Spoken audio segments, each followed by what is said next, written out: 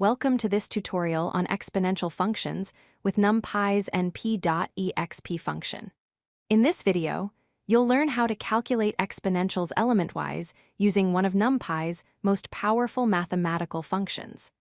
Let's dive in and explore how this function works and why it's so useful in scientific computing and data analysis. The np.exp function computes the exponential function e to the power of x for each element in an array.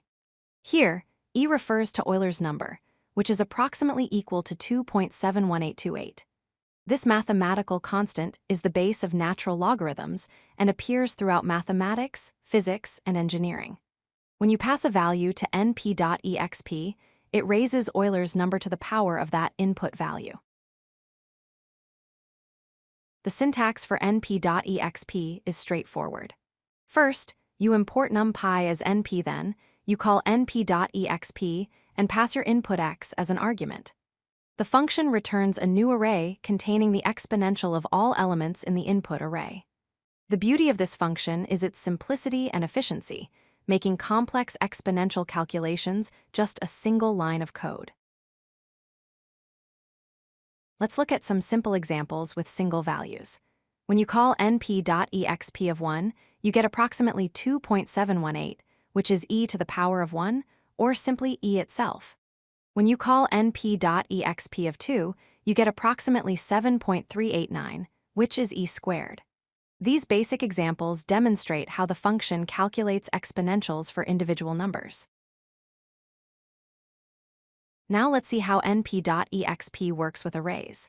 If you create an array containing 0, 1, 2, and 3, and pass it to np.exp, the function computes the exponential for each element independently. The result is an array containing 1.0, 2.718, 7.389, and 20.086. Notice how each output corresponds to e raised to the power of each input element. This is what we mean by element-wise computation.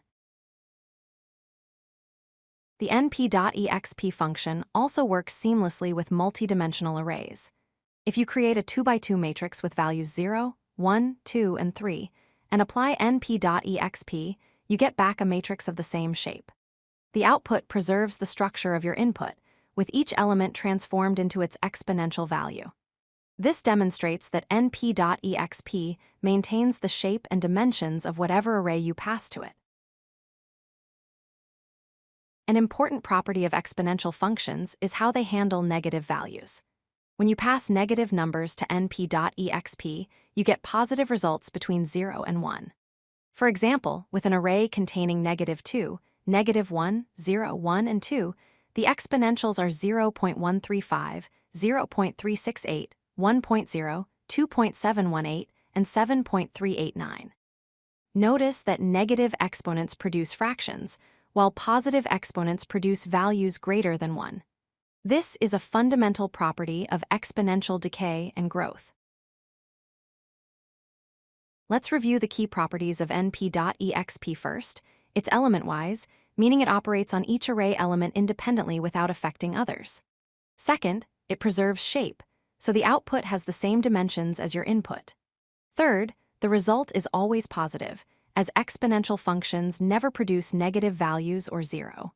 Finally, it's vectorized, which means NumPy uses its optimized C backend to compute all values efficiently in parallel. These properties make np.exp both powerful and easy to use for a wide range of mathematical and scientific applications. If you like this video, hit that like button and don't forget to subscribe.